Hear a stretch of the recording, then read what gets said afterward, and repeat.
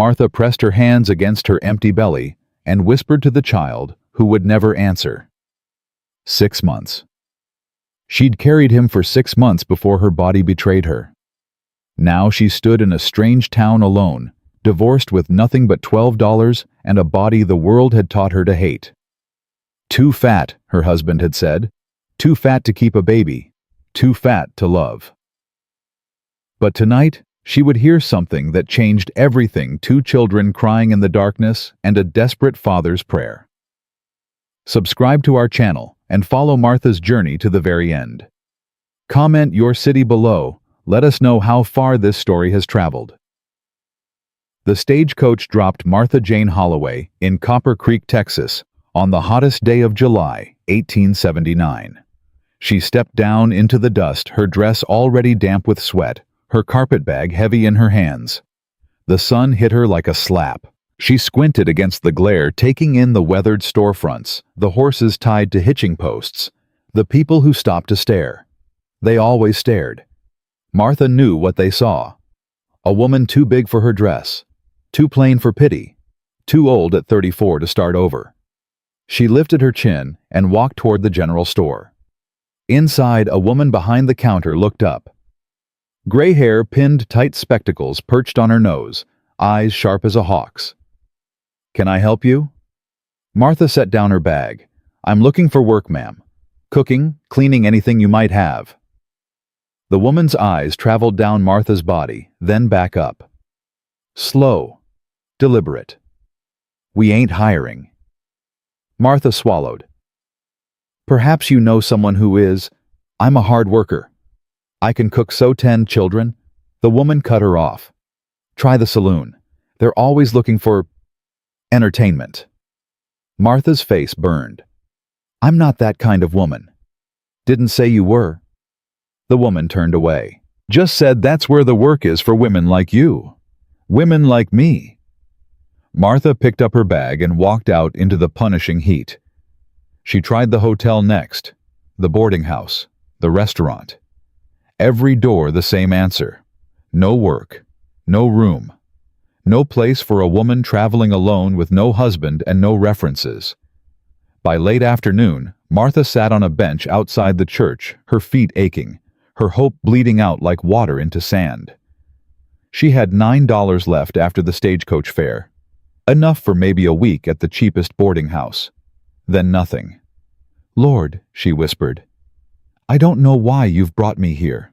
I don't know what I'm supposed to do, but I'm asking you, please. Show me something, anything." The church door opened. A man stepped out, tall, silver-haired, dressed in black, Reverend's collar at his throat. He noticed her and stopped. "Ma'am, you all right?" Martha straightened. "Yes, sir. Just resting a moment." He studied her, the carpetbag, the sweat-stained dress, the exhaustion she couldn't hide. "You're new in town. Just arrived today. Looking for work?" "Yes, sir." He nodded slowly. "What can you do, cook?"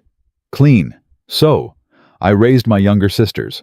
I know how to keep a household running." The Reverend was quiet for a long moment. Then he said, "There's a man outside town. Caleb Thornton.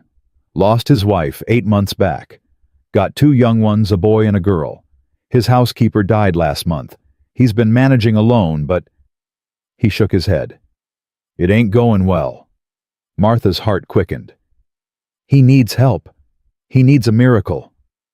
The Reverend's voice was heavy. "But I should warn you, ma'am. Caleb Thornton ain't an easy man. Keeps to himself. Doesn't trust strangers. And the children." He paused. "The little girl hasn't spoken since her mama died." Martha thought of her own silence. The weeks after her baby, after Theodore, when words felt like stones in her throat. "I understand," she said softly. The Reverend gave her directions. 5 miles east. Follow the creek until you see the big oak. "Thank you," she said. "Truly." He tipped his hat. "God go with you, ma'am. You're gonna need him." Martha walked. The sun beat down merciless. Her dress clung to her back. Her feet blistered inside her boots. But she kept walking because there was nothing behind her worth going back to. She thought about Theodore as she walked. Theodore with his cold eyes and colder words. Theodore who had courted her with poetry and promises, then spent 4 years trying to starve the flesh off her bones. "You're disgusting," he'd said on their wedding night. "Look at you. How am I supposed to—" She'd learned to eat in secret, to hide food in her pockets, to feel ashamed every time she swallowed. When she got pregnant, Theodore had been furious. "Maybe this will make you stop eating like a pig," he'd spat. "Maybe carrying a child will teach your body some discipline." She'd been so careful, so hopeful. 6 months of dreaming about tiny fingers and first words, and someone who would love her no matter what she looked like. Then the blood came. Then the silence. Then Theodore's final verdict. "You couldn't even do this right. Your body failed me, just like everything else about you." He'd divorced her, taken everything. Left her with a carpet bag and $12 and a body that still ached with emptiness. Martha wiped her eyes and kept walking. She saw the oak tree just as the sun began to slip toward the horizon. Massive, ancient, its branches spreading wide enough to shade half an acre. Beneath it, a simple wooden cross. Annabelle Thornton, the cross read, "Beloved wife and mother, gone too soon." Martha stood there for a moment, her hand pressed to her heart. "I'm sorry," she whispered to the grave. "I'm sorry you left them. I'm sorry he's alone." She turned toward the house. It was bigger than she'd expected. 2 stories weathered gray by sun and wind. A porch that wrapped around the front. A barn in the distance, horses in the corral. But even from here, she could see the neglect. The sagging porch rail, the weeds choking the garden, the windows dark and unwelcoming. She climbed the steps and knocked. Nothing. She knocked again. "Go away." A man's voice, rough and raw. "Mr. Thornton, my name is Martha Holloway. Reverend Hutchins sent me. He said you might need—" "I don't need anything." The voice was closer now, just on the other side of the door. "I don't need charity. I don't need pity. And I sure as hell don't need another woman telling me how to raise my own children." Martha's hands trembled, but she didn't move. "I'm not here to tell you anything, sir. I'm here because I need work and you need help. That's all." Silence. Then the door opened. Caleb Thornton stood before her, and Martha's breath caught. He was tall, broad-shouldered, dark hair that hadn't seen a comb in days, eyes the color of whiskey bloodshot and hollow. His shirt was stained. His jaw was shadowed with stubble. He looked like a man who hadn't slept in months. He looked like grief walking. His eyes moved over her, and she braced herself for the disgust. The dismissal. The cruel words she'd heard 1,000 times. But he just said, "You can cook." "Yes, sir. Clean, yes, sir." "You got any experience with children?" Martha's throat tightened. "I lost a baby 6 months ago. Before that, I raised my sisters from the time I was 12. Something flickered in his eyes. Recognition, maybe. The kinship of people who have buried pieces of themselves. "Come in," he said, and he stepped aside. The house was chaos, dishes piled in the sink, dust coating every surface, toys scattered across the floor, the smell of something burned lingering in the air. And in the corner, 2 children. The boy sat on the floor, arms crossed, glaring at Martha like she was the enemy. 6 years old, the Reverend had said, dark hair like his father, jaw already set in that stubborn line. The girl sat beside him, 4 years old. Blonde hair tangled around her face, eyes that stared at nothing. In her arms, a raggedy cloth doll clutched so tight, her knuckles were white. "Billy Rosie," Caleb said. "This is Miss Holloway. She's going to be helping out for a while." The boy's glare intensified. "We don't need help." "Billy, we don't need her." His voice rose. "We don't need anyone. Mama's coming back. You said she was with the angels and angels come back. Miss Patterson said so before she—" "Billy." Caleb's voice cracked. "Enough!" The boy's face crumpled. He stood and ran, feet pounding up the stairs, a door slamming somewhere above. Caleb closed his eyes. He looked like a man being pulled apart at the seams. Martha stepped forward carefully. "Mr. Thornton?" "What about supper? Have they eaten today?" He opened his eyes. His voice was hollow. "I tried to make eggs this morning. Burned them." Billy threw his plate at the wall. "Rosie." He looked at his daughter, still motionless in the corner. "Rosie hasn't eaten in 2 days." Martha's heart seized. She knelt down slowly, keeping her voice soft. "Hello, Rosie. That's a beautiful doll you've got there. Does she have a name?"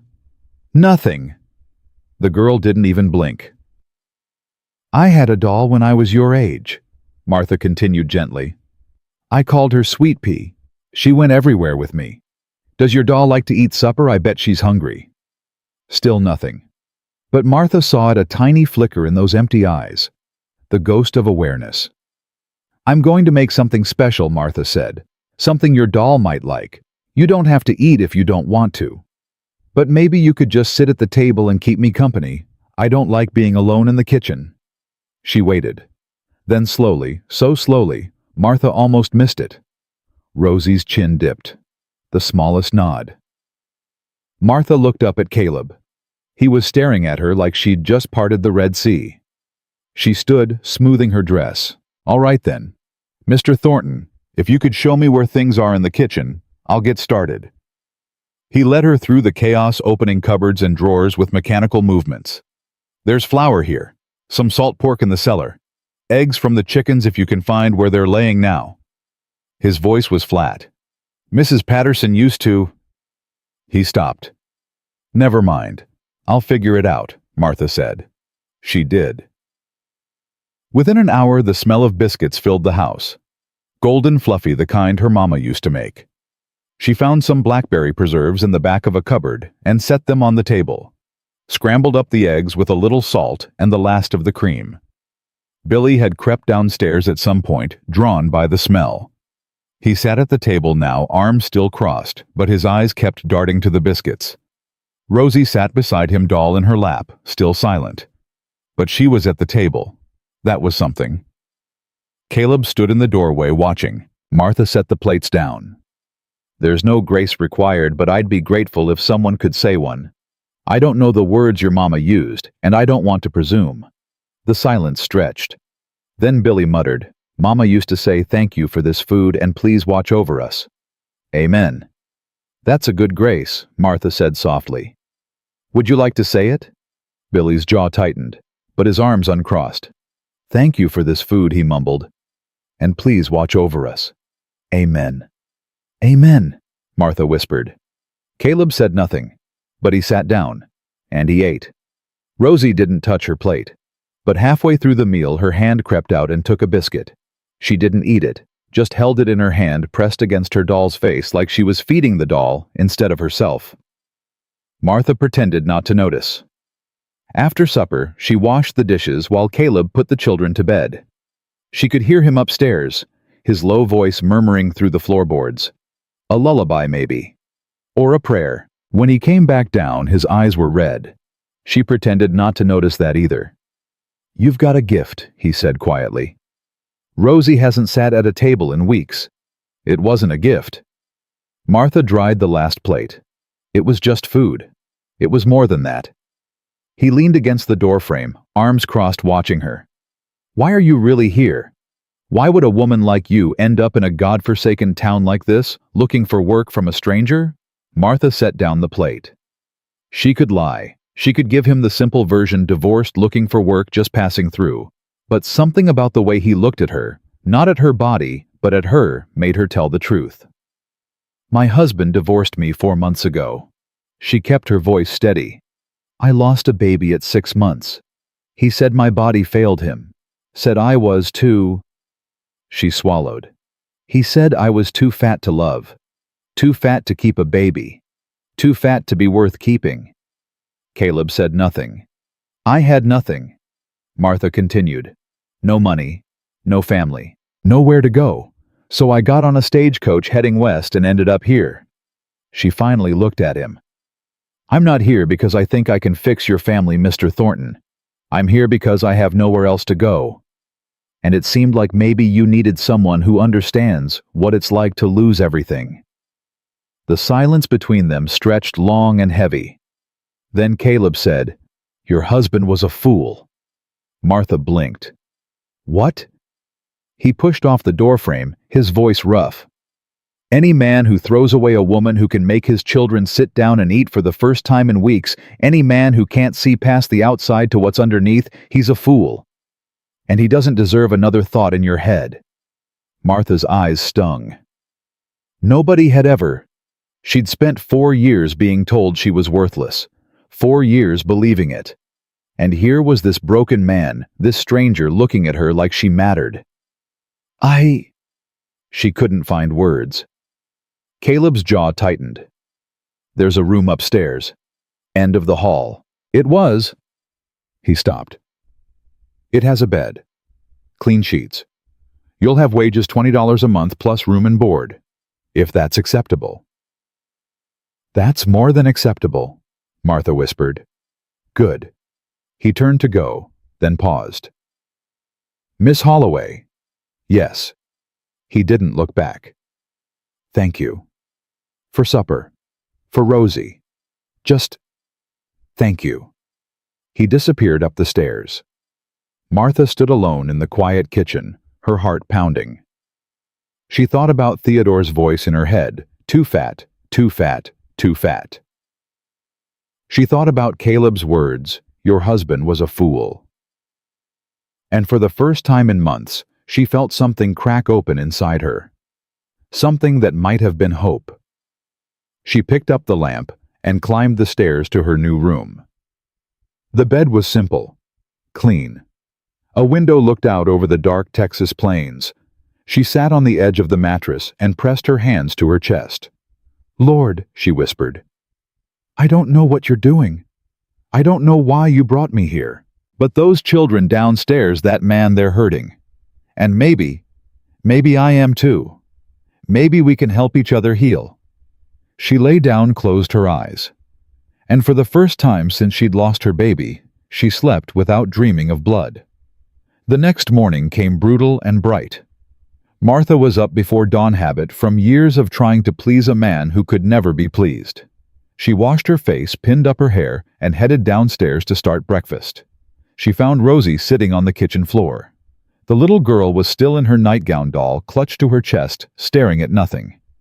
"Good morning, sweetheart." Martha kept her voice soft. "Couldn't sleep." No answer. "Me neither." Martha knelt down beside her. "Sometimes when I can't sleep, I like to make biscuits. They're warm and soft and make the whole house smell good. Would you like to help me?" Rosie's eyes flickered. "You could hold the flour," Martha said. "Or help me stir. Your doll can watch and tell us if we're doing it right." For a long moment, nothing happened. Then Rosie's small hand reached out and touched Martha's sleeve. It wasn't words, it wasn't a hug, but it was something. Martha's throat tightened. "Come on then. Let's see what we can make." By the time Caleb came downstairs, the kitchen was transformed. Biscuits cooling on the counter. Coffee brewing. Eggs and bacon sizzling on the stove. And at the table, Rosie sat with flour on her nose, carefully patting a lump of dough into shapes. Caleb stopped in the doorway staring. "She wanted to help," Martha said quietly. "I hope that's all right." He didn't answer, just crossed the kitchen in 3 long strides and knelt down beside his daughter. "Rosie, baby," he whispered. His voice broke. "You're making biscuits." Rosie nodded, still silent. But she held up her dough shape for him to see. Caleb pressed his forehead to hers. "That's beautiful, sweetheart. That's just beautiful." Martha turned away, giving them privacy, blinking hard against the burn in her eyes. Behind her, she heard Caleb's rough voice. "Miss Holloway?" "Yes." He was silent for a moment. Then, "This is the most she's done in 8 months." His voice cracked. I don't know what you did, but I didn't do anything." Martha said softly.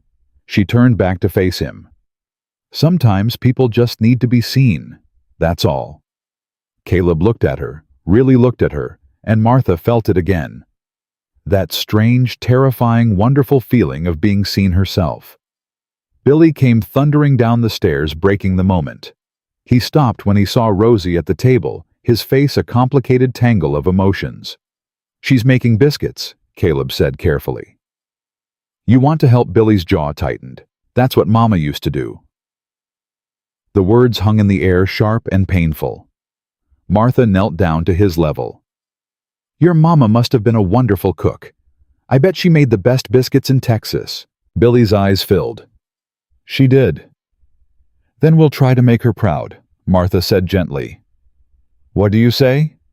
Billy stared at her for a long moment. Then slowly he pulled out a chair and sat down at the table. "Okay," he muttered.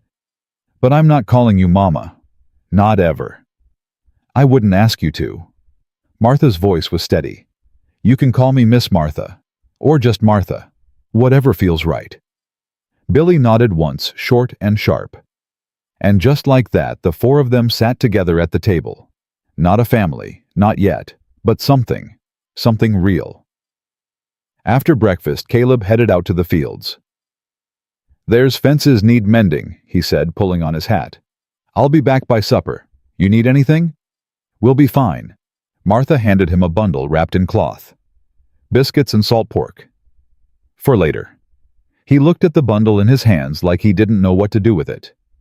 "My wife used to—" He stopped. He shook his head. "Thank you, Miss Martha." He walked out into the blazing summer heat, and Martha watched him go. Then she turned back to the chaos of the house. "All right," she said to herself. "Let's see what we're dealing with." By midday, she had swept 3 rooms, washed a mountain of laundry, and discovered that the garden behind the house was completely dead. Weeds choked what had once been vegetable rows. The soil was cracked and dry. Martha stood there, hands on her hips, staring at the devastation. "We could fix it," she murmured, "if we tried." What? She turned. Billy stood behind her, suspicious. "The garden," Martha said. "It's a mess now. But if we pulled the weeds, added some water, planted new seeds." She looked at him. "Your mama probably had a garden, didn't she?" Billy's face twisted. "Yeah." "What did she grow?" "Tomatoes." He kicked at the dirt. "Beans. Peppers. She used to make salsa." "That sounds delicious." It was. His voice cracked. "She was good at everything." Martha's heart ached. "She sounds like an amazing woman." She was. They stood together in silence, looking at the ruined garden. Then Billy said, "I could help. If you wanted. With the weeds." Martha looked at him. This angry, grieving boy who'd been trying so hard to be strong. "I'd like that very much," she said. They worked side by side through the hot afternoon.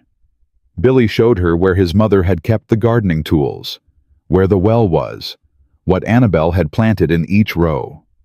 Slowly, bit by bit, the garden began to emerge from the weeds, and slowly, bit by bit, Billy began to talk. About his mother, about the day she got sick, about watching his father fall apart.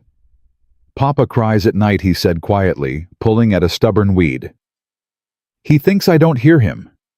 "But I do." Martha's throat tightened. "Grown-ups cry sometimes. It doesn't mean they're weak. It means they loved someone very much." Billy looked at her. "Do you cry?" Martha thought about her baby, about the blood, about Theodore's cruel words. "Yes," she said honestly. "I cry." "Why?" "Because I lost someone too. Someone I loved very much." Billy was quiet for a moment. Then he said, "Maybe that's why Rosie talks to you." Martha blinked. "She hasn't talked to me, sweetheart. She hasn't said a word." Billy shook his head. Not with her voice, with her eyes. He looked at Martha, solemn and serious. "She looks at you different. Like she knows you understand." Martha didn't know what to say. So she just reached out and squeezed Billy's shoulder. "Thank you for telling me that." Billy shrugged, embarrassed. Whatever. But he didn't pull away. That evening when Caleb came home, he stopped dead in the doorway. The house was clean. The laundry was drying on the line. The children were at the table washed and fed. And in the corner, Rosie was humming. Not words, not yet, but a sound, a song without lyrics. Caleb's eyes went wide. She hasn't made a sound in 8 months, he breathed.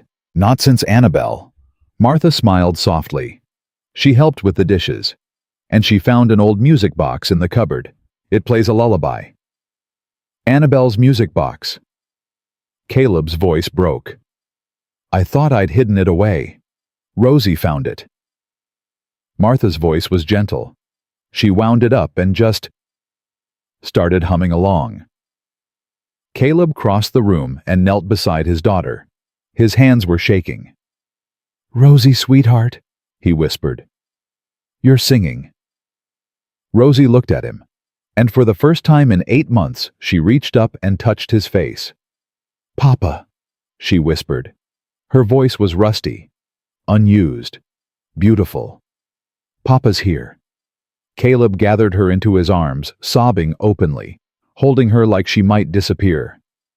Martha watched from the doorway, tears streaming down her own face. Billy came to stand beside her. He didn't say anything, but his small hand slipped into hers, and Martha held on tight. Because this moment, this family, this feeling of being needed was more than she'd ever dared hope for, and she wasn't going to let it go. 3 weeks passed like water through her fingers. Martha fell into the rhythm of the Thornton Ranch, the way a body falls into bed after a long day, gratefully, completely without thinking. She rose before dawn. She made breakfast. She cleaned and washed and mended. She worked the garden with Billy until the first green shoots began to push through the dry Texas soil. And slowly, miracle by miracle, the children came back to life. Rosie spoke more each day. Single words at first, water doll papa, then short sentences. By the second week, she was asking questions. Why is the sky blue? Where do butterflies sleep? Does Miss Martha have a mama too? Billy stopped glaring. He still didn't call her mama. He made that clear every chance he got, but he started seeking her out, showing her things. The bird's nest in the barn, the arrowhead he'd found by the creek, the way his father taught him to rope a fence post, and Caleb. Caleb was harder to read. He came home each evening exhausted, dust in his hair, sweat on his shirt. He ate supper with the children, listened to their stories, kissed them goodnight. Then he'd sit on the porch until late, staring at nothing, saying little. But sometimes, when he didn't know she was watching, Martha caught him looking at her. Not at her body. At her. Like he was trying to figure out a puzzle he couldn't solve. One evening, Martha brought him coffee on the porch. You don't have to do that, he said quietly. I know. She sat down on the step below him, leaving space between them. I wanted to. Silence stretched. The heat of the day was finally breaking the air, cooling enough to breathe. The garden's coming along, Caleb said finally. Billy showed me the tomato plants this morning. He's been working hard. Martha smiled. Tells me he wants to make salsa like his mama used to. Caleb's jaw tightened. He doesn't talk about her much. Not to me. Maybe it's easier with someone who didn't know her. Martha chose her words carefully. Someone who can just listen without all the memories getting in the way. Caleb was quiet for a long moment. Then he said Annabelle would have liked you. Martha's heart squeezed. You think so, I know so. His voice was rough. She always said she could tell a person's character by how they treated people who couldn't do anything for them. Children, animals, folks who were hurting. He looked at Martha. She would have seen what you are. What am I kind? The word came out like it hurt him to say it. Genuinely kind. Not the performative kind that some folks put on for church. The real thing. Martha's eyes stung. Nobody's ever called me kind before. Useful maybe, practical, but not kind. Then nobody's been paying attention. Their eyes met. Something shifted in the air between them. Something that made Martha's pulse quicken and her face flush. She looked away first. "I should check on the children," she murmured. She was halfway to the door when Caleb's voice stopped her. "Miss Martha." "Yes." He didn't turn around. "Thank you for coming here, for staying, for everything." Martha's throat tightened.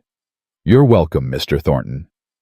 She went inside before she could say anything else, before she could admit that she wasn't staying for the wages or even for the children.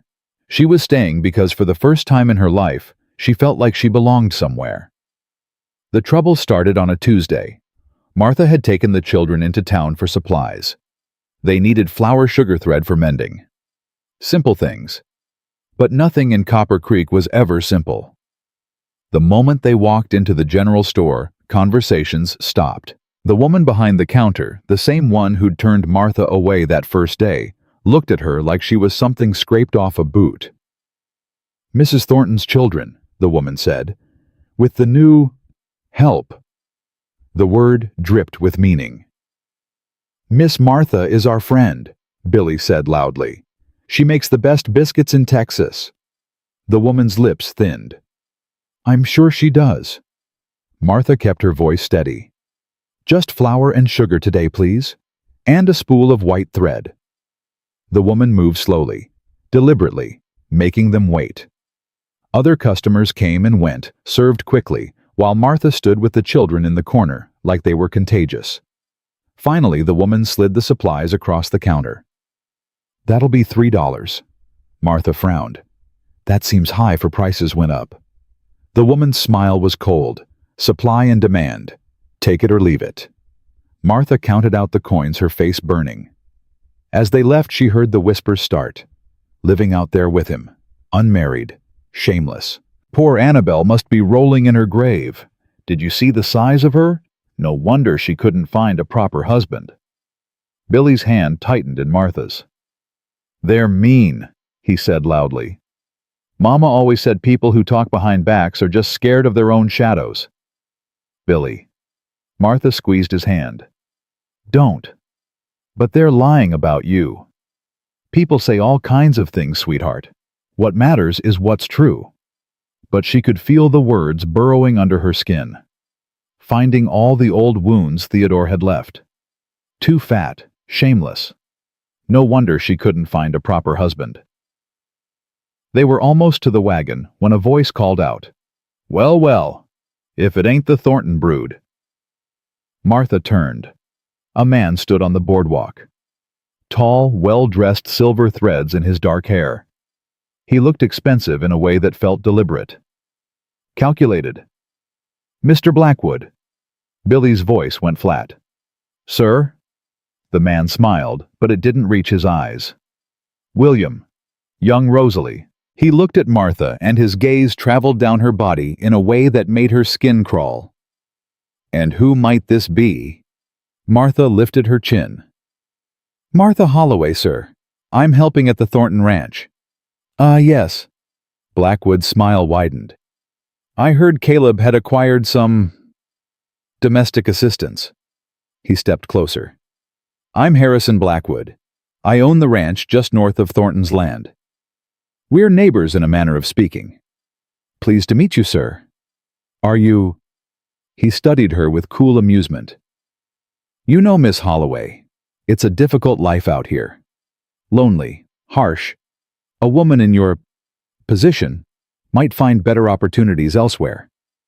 Martha's jaw tightened. "I'm content where I am, sir. For now, perhaps. But circumstances change." Blackwood's eyes flickered to the children. "Caleb Thornton is a stubborn man. Proud. Perhaps too proud to accept help when he needs it most." He looked back at Martha. "If you ever find yourself seeking more stable employment, do come see me. I'm always looking for capable staff." "Thank you, sir. I'll keep that in mind." She loaded the children into the wagon as quickly as she could, her hands shaking. "I don't like him," Billy said as they drove away. "He's always coming around trying to buy Papa's land. Papa says he's a vulture waiting for us to fail." Martha glanced back at Blackwood, still watching them from the boardwalk. "Your papa's a smart man," she said quietly. That evening she told Caleb about the encounter. His face went dark. "Harrison Blackwood has been circling this ranch for 2 years," he said, "waiting for me to go under so he can buy the land for nothing. He was doing it before Annabelle died. He's doing it now." "He offered me a job," Martha said carefully. Caleb's eyes snapped to hers. "What?" He said, "If I ever wanted more stable employment." "And what did you say I said?" "I'm content where I am." Something in Caleb's expression shifted, softened. "Good," he said quietly, "because I don't want you going anywhere." The words hung between them. Martha's heart pounded. "The children need you," Caleb added quickly. "Rosie's been sleeping through the night for the first time since—" And Billy actually smiled yesterday. A real smile. Martha nodded, ignoring the tiny twist of disappointment in her chest. "Of course. The children." "Right. Just the children." The following Sunday, Martha went to church with the family. She knew it was a mistake the moment she walked through the doors. The congregation turned as one, staring, whispering. Every eye on the strange woman who'd moved into a widower's home without a ring on her finger.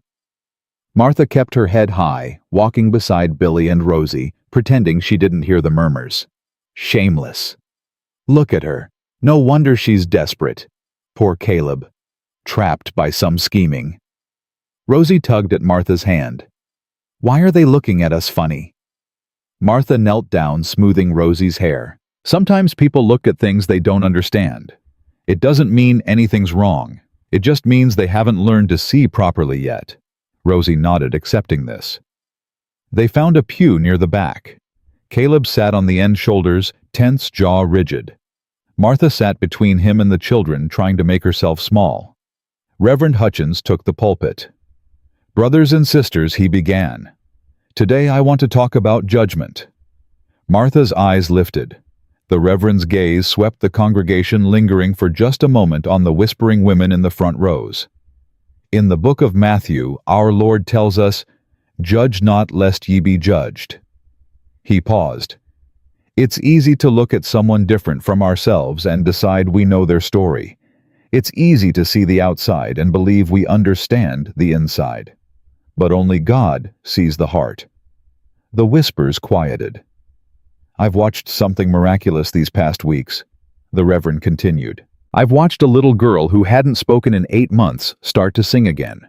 I've watched a grieving family begin to heal. I've watched kindness work its quiet magic in a house that had forgotten how to hope." Martha's eyes filled with tears.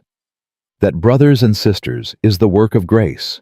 Not the grace we earn, not the grace we deserve, but the grace that simply is, because God is love, and love doesn't keep score.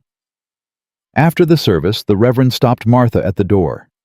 "You're doing good work out there, Miss Holloway," he said quietly. "Don't let the small minds discourage you." "Thank you, Reverend." He smiled. "And if anyone gives you trouble, you send them to me. I've got a few more sermons about kindness, where that one came from." For the first time since arriving in Copper Creek, Martha laughed. The weeks that followed were the best of Martha's life. She planted beans and peppers and tomatoes in the garden. She taught Rosie to make bread. She listened to Billy read aloud from his school books, helping him sound out the difficult words. And every evening she sat on the porch with Caleb, talking about everything and nothing. He told her about his childhood, about meeting Annabelle at a church social when they were 17, about building this ranch with his own hands, board by board, dream by dream. She told him about her sisters, about her mother who died when Martha was 12, leaving her to raise the little ones, about Theodore. "He sounds like a monster," Caleb said quietly. "He was just a man." Martha stared at her hands. "A man who wanted something I couldn't be. Someone smaller, prettier. Someone who took up less space." Caleb shook his head. "There's nothing wrong with the space you take up." Martha looked at him. He wasn't smiling. His eyes were serious, almost fierce. "You hear me?" he said. "There's nothing wrong with you. Not one thing." Martha's throat closed. Nobody had ever, in her whole life, nobody had ever. She stood abruptly. "I should check on the children." She fled before he could see her cry. But that night, lying in bed, she let herself feel it. The unfamiliar, terrifying warmth of being seen, of being wanted, not despite who she was, but because of it. The next morning, everything changed. A carriage arrived at the ranch just after breakfast. Fancy, expensive, completely out of place. Martha watched from the window as Harrison Blackwood stepped down, followed by a woman. Young, beautiful, slender as a willow branch with golden hair and a dress that probably cost more than Martha would earn in a year. Caleb Blackwood called out, "Got a minute?" Martha watched Caleb walk out to meet them, his face guarded. She couldn't hear the conversation, but she saw the woman smile at Caleb, touch his arm, laugh at something he said. Martha's stomach turned. "Who's that lady?" Rosie asked, pressing against Martha's leg. "I don't know, sweetheart. She's pretty." "Yes." Martha swallowed. "She is." The conversation lasted 20 minutes. When Caleb came back inside, his face was unreadable. "What did Blackwood want?" Martha asked carefully. "Nothing important." His voice was clipped, just being a neighbor. Who was the woman? Caleb's jaw tightened. Lucinda Wells. Blackwood's introducing her around. She's a widow from Austin, just moved to the area. She's very beautiful. I didn't notice. But something in his eyes said otherwise. Martha turned back to the dishes, her hands shaking. She'd been a fool. A fool to think that a man like Caleb could ever see past her body to what was underneath. A fool to believe she deserved kindness. A fool to hope. That afternoon, while Martha worked in the garden, she heard hoofbeats. She looked up to see Lucinda Wells riding toward her side saddle, perfect and elegant. "Miss Holloway, I presume." Martha wiped her dirty hands on her apron. "Mrs. Wells." Lucinda dismounted gracefully, her expensive boots barely touching the dirt. "I wanted to introduce myself properly." She smiled, but it was the smile of a cat watching a mouse. "Since we'll be seeing quite a lot of each other. Will we?" "Oh, yes." Lucinda moved closer. "Mr. Blackwood thinks very highly of Mr. Thornton. He's keen to see him. Settled. With a proper wife. Someone who can help him in society. Host dinners. Raise the children with the right values. I'm sure Mr. Thornton can make his own decisions about his future." "Can he?" Lucinda's eyes traveled over Martha's body, assessing. Or is he simply too kind to tell the help that their services are no longer required? Martha's face burned. "I know women like you," Lucinda continued softly. "Desperate, lonely, willing to do anything to attach themselves to a man with property. But let me be clear, Miss Holloway. Whatever you think is happening here, isn't. Mr. Thornton needs a wife of standing, not a—" She paused, smiling. "Well, I'm sure you understand." Martha's hands shook. "I understand perfectly, Mrs. Wells." "Good." Lucinda mounted her horse again. "Then we won't have any problems." She gathered her reins. "Oh, and Miss Holloway. You might want to wash that dirt off your face. It's not helping matters." She rode away laughing. Martha stood frozen in the garden, Theodore's voice echoing in her head. Too fat, too plain, too desperate. No wonder she couldn't find a proper husband. That night, Martha barely spoke at dinner. Caleb noticed.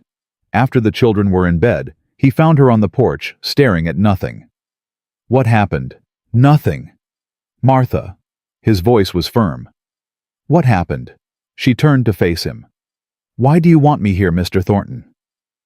He blinked. "What? Why me?" "There are plenty of women in this town who could cook your meals and watch your children. Women who are—" She swallowed. "Women who wouldn't cause gossip. Women the town would approve of. Women like Lucinda Wells." Caleb's expression hardened. "Did she say something to you?" "It doesn't matter what she said. It matters to me." "Why?" Martha's voice cracked. "Why does it matter? I'm nobody, Mr. Thornton. I'm a fat, divorced, barren woman with nothing to offer but— Stop. Caleb grabbed her arms, his grip firm but gentle. Just stop. Martha's eyes filled with tears. Is that what you think? His voice was rough. Is that what you really think you are? It's what everyone thinks. It's what Theodore. Theodore was a blind fool who didn't deserve to breathe the same air as you. Caleb's eyes blazed. And anyone else who can't see what you are is just as blind. Martha shook her head. You don't. I see you, he said fiercely. I see you, Martha.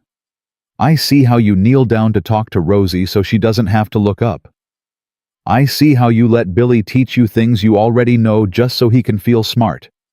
I see how you put food on my plate before you serve yourself every single meal. I see how you work until your hands crack and never complain. Stop, she whispered. I see how you sing when you think no one's listening. I see how you cry over that Bible with your baby's name in it every night before bed. I see how hard you're trying to be invisible when you're the most visible thing in any room. Please. And I see Caleb's voice broke how terrified you are that I'm going to wake up one day and realize you're not worth keeping. But Martha. He cupped her face in his rough hands. I already woke up, and what I realized is that you're the best thing that's ever walked through my door. Martha sobbed. Caleb pulled her close, wrapping his arms around her, holding her while she cried. I'm not letting you go, he murmured into her hair. I don't care what the town says. I don't care what Blackwood wants. I don't care about Lucinda Wells or anyone else. You belong here, with us, with me. Martha clung to him, shaking.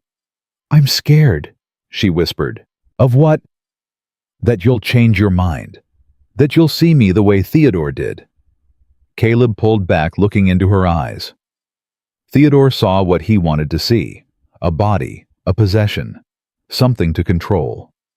He shook his head. I see a woman who saved my children, a woman who brought my daughter's voice back, a woman who made my son smile again. He touched her cheek gently. I see Martha, and Martha is exactly who I want. She stared at him, and in his eyes she saw something she'd never seen before. Not pity, not tolerance. Love.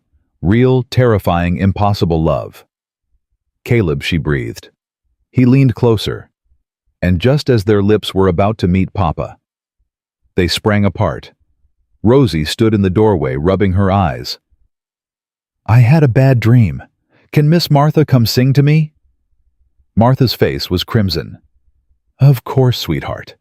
She hurried inside, heart pounding.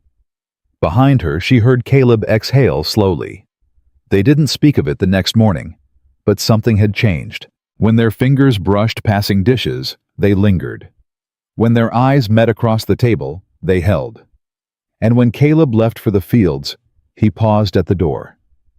Martha, yes, tonight. After the children are asleep. He swallowed. We need to talk. Her heart raced. All right.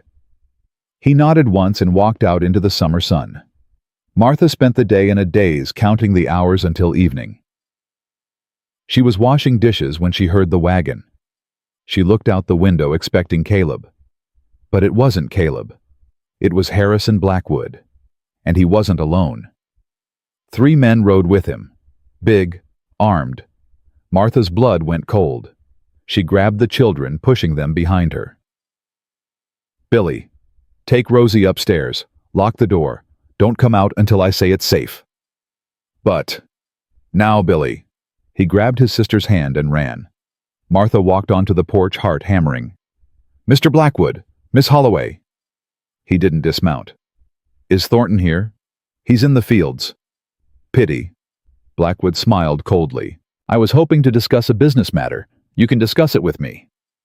Can I? He laughed. I doubt you have the authority to sell me this ranch. Martha's chin lifted.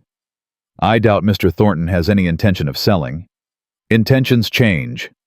Blackwood leaned forward. Especially when a man realizes he's drowning. Those cattle he's been counting on. The buyer backed out this morning. Something about the quality of the stock. He smiled. A shame, really. That was his only chance to make the loan payment. Martha's stomach dropped. I'm prepared to offer fair market value, Blackwood continued. Well, fairish, given the circumstances. You should leave, Mr. Blackwood. Should I? He dismounted slowly.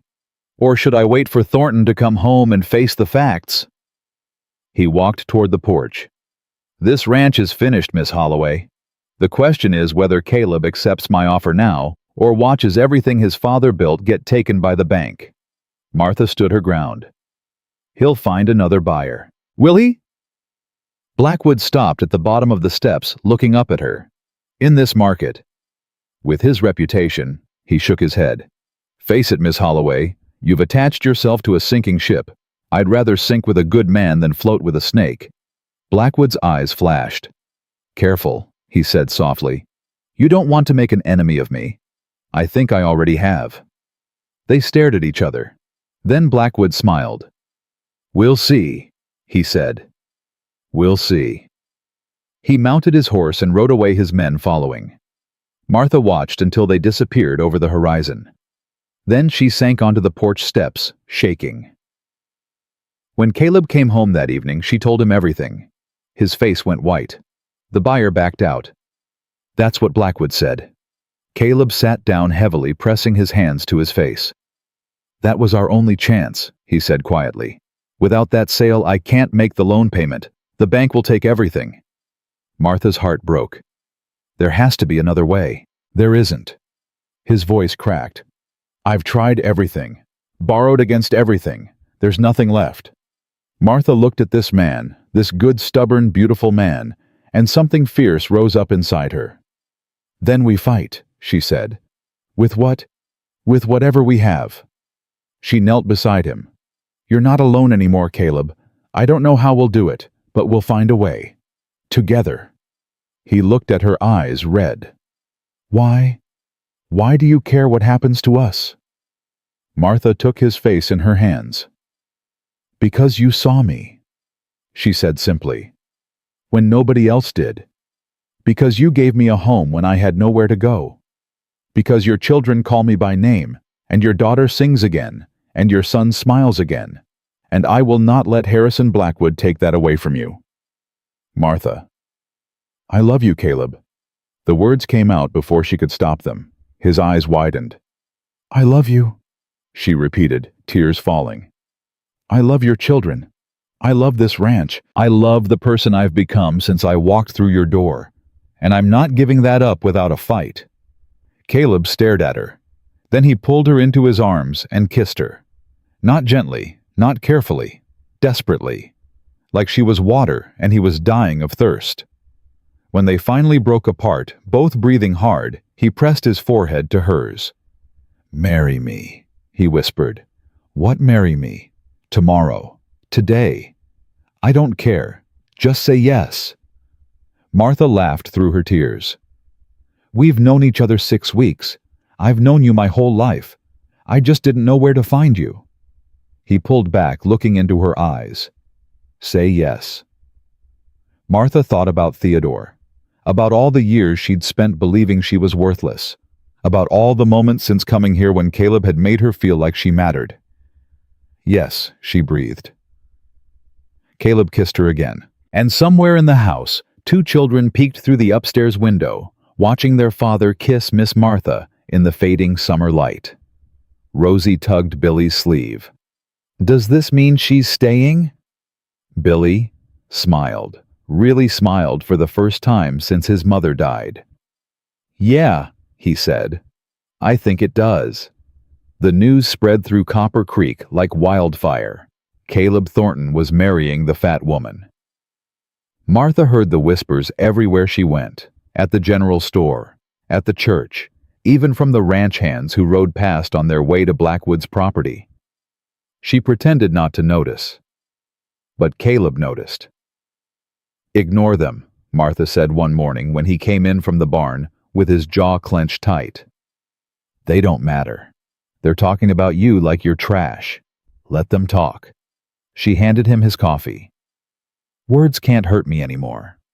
But she saw how his hands shook, how his eyes darkened every time someone looked at her sideways.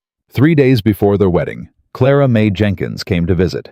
She arrived in her rickety wagon, a basket of preserves on her arm and fire in her eyes.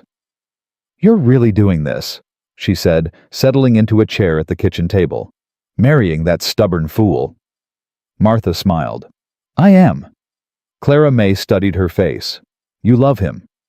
It wasn't a question. "I do." And those children. Martha looked out the window to where Billy was teaching Rosie to throw a lasso. Her heart swelled. "More than I thought I could love anyone." Clara Mae nodded slowly. "Good. Because you're gonna need that love to survive what's coming." Martha's smile faded. "What do you mean Harrison Blackwood was in my store yesterday?" Clara Mae's voice dropped. "He's not giving up.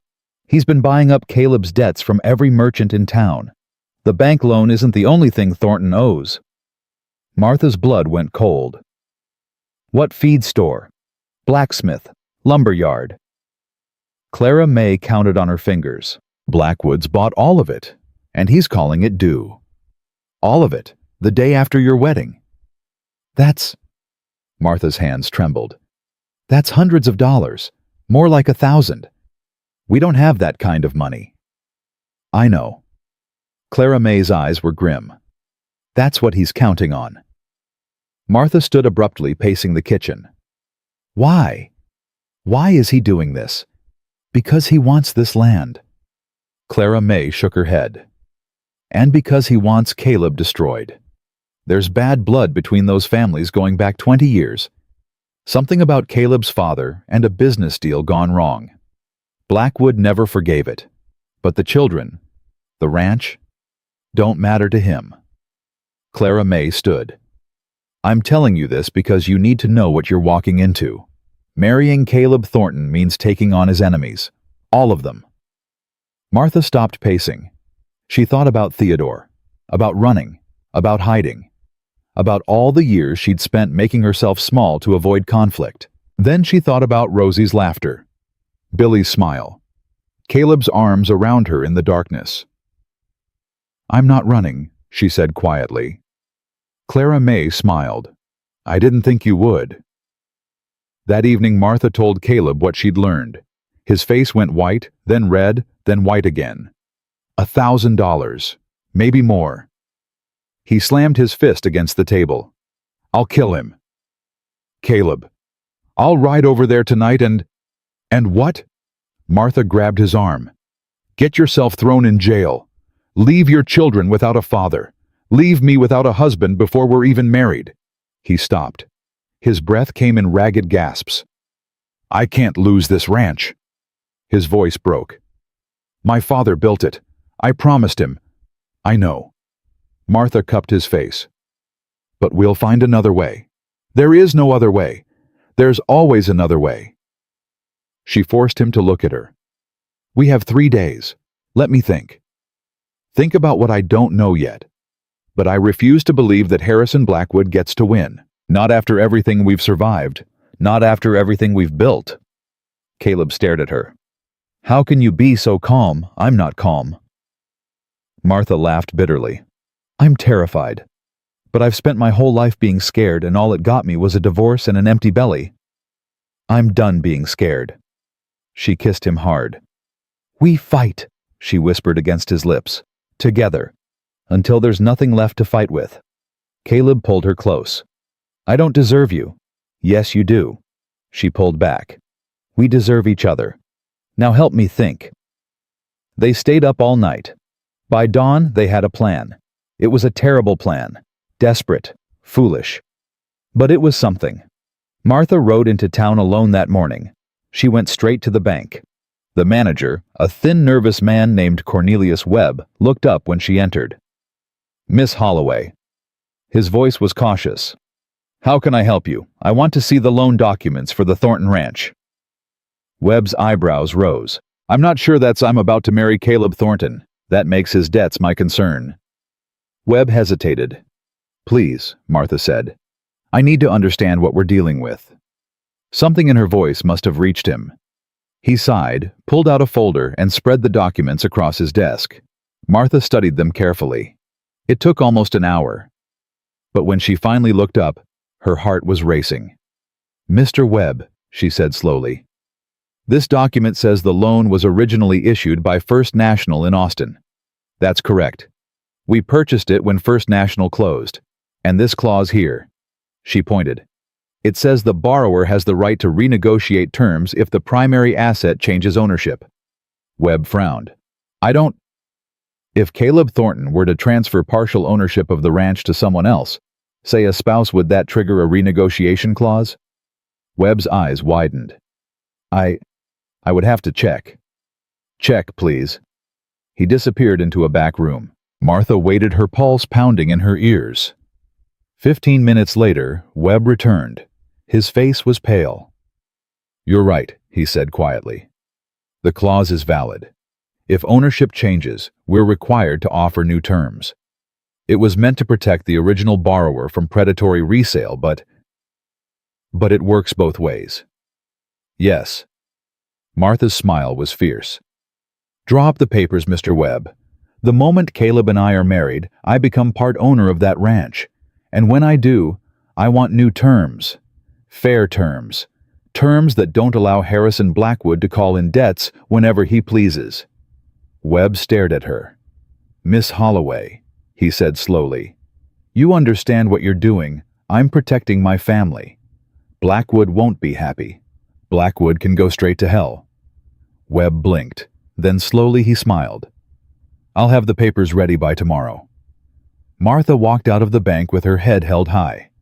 She was halfway to the wagon when a voice stopped her cold. "Well, well, the mouse has claws." She turned. Lucinda Wells stood behind her parasol in hand, smile, sharp as a blade. "Mrs. Wells, I heard you in there." Lucinda stepped closer. "Clever little trick with the loan documents. Did you figure that out yourself, or did someone help you?" "Does it matter?" "I suppose not." Lucinda's eyes glittered. "It won't make a difference anyway. Won't it? Harrison Blackwood is a patient man." Lucinda circled her slowly. "If this gambit doesn't work, he'll find another way. And another. And another. Until Caleb Thornton has nothing left." "Why do you care?" Martha asked. "What do you get out of this?" Lucinda laughed. "What do I get?" She leaned close. "I get the ranch. I get the respectability. I get to be Mrs. Caleb Thornton instead of—" She looked Martha up and down. "Instead of you. He doesn't want you. He will." Lucinda's smile turned cruel. "When you're gone, when the ranch is sold, when those children need a proper mother, he'll come to me. Men always do in the end." Martha's fists clenched. "You don't know him. I know men." Lucinda stepped back. "They want what they can see, and when they look at you—" Her eyes traveled down Martha's body. "Well, let's just say there's rather a lot to see." Martha's face burned, but she didn't look away. "My husband used to say things like that," she said quietly. "Every day for 4 years. He tried to starve the flesh off my bones. He tried to make me hate myself. And for a while he succeeded. How tragic. But then I came here." Martha stepped closer. "And I found a man who looks at me like I'm the most beautiful thing he's ever seen. A man who touches me like I'm precious. A man who told me I belong here, not despite who I am, but because of it." Lucinda's smile faltered. "So you can say whatever you want about my body," Martha continued. "You can whisper and sneer and scheme. But at the end of the day, Caleb Thornton chose me. And nothing you do will change that." She walked past Lucinda to her wagon. "We'll see," Lucinda called after her. "We'll see who he chooses when everything falls apart." Martha didn't look back, but her hands shook the entire ride home. The wedding was set for Saturday. Friday night, Martha couldn't sleep. She lay in her bed staring at the ceiling, running through everything that could go wrong. The bank papers, the debts, Blackwood, Lucinda. A soft knock at her door. "Come in." The door opened. Rosie stood there in her nightgown, doll clutched to her chest. Can't sleep, she whispered. Me neither. Martha lifted the blanket. Want to join me? Rosie climbed in, snuggling against Martha's side. They lay in silence for a while. Then Rosie whispered, Are you going to be my new mama? Martha's heart clenched. Would that be okay with you? Rosie was quiet. My first mama was nice, she said finally. She smelled like flowers, and she sang real pretty. She sounds wonderful. She was. Rosie looked up at Martha. But she went to heaven, and she's not coming back. No, sweetheart, she's not. Rosie's small hand found Martha's. I think she said slowly, If I can't have my first mama, I'm glad I have you. Martha's eyes filled with tears. Oh, sweetheart. She pulled Rosie close, kissing the top of her head. I'm glad I have you too, she whispered. So glad. They fell asleep like that, wrapped in each other's arms. Saturday dawned bright and hot. Martha dressed in her best gown, the blue one she'd been saving for something special. Clara May came to help with her hair, pinning it up with wildflowers from the garden. You look beautiful, Clara May said. Martha stared at herself in the mirror. For the first time in years, she almost believed it. The ceremony was small. Just family. Clara May. Reverend Hutchins. A few ranch hands who'd stayed loyal to Caleb despite Blackwood's pressure. Martha walked down the aisle alone. No father to give her away. No sisters to stand beside her. Just her own 2 feet carrying her toward the man she loved. Caleb stood waiting at the altar. When he saw her, his breath caught. Lord have mercy, he murmured. Is that good? Martha whispered. That's the best thing I've ever seen. The ceremony was simple. Traditional vows. Simple rings. Nothing fancy. But when Reverend Hutchins said, I now pronounce you man and wife, and Caleb kissed her in front of everyone, Martha felt something crack open inside her. All the years of shame. All the years of hiding. All the years of believing she was worthless. Gone. Burned away by the fire of being loved. The celebration after was small, but joyful. Clara May had baked a cake. Billy made a toast rambling and awkward and perfect. Rosie danced with her doll. For a few hours, everything was beautiful. Then the carriage arrived. Martha saw it first. Black horses, silver trim, Harrison Blackwood. Stay here, Caleb said, his voice tight. No. Martha grabbed his arm. We face this together. They walked out onto the porch side by side. Blackwood climbed down from his carriage, a folder in his hand. Congratulations, he called out. I heard the happy news. What do you want, Blackwood, just delivering a wedding gift? Blackwood smiled coldly. A complete accounting of everything you owe me. He held out the folder. Caleb didn't take it. I know what I owe. Do you?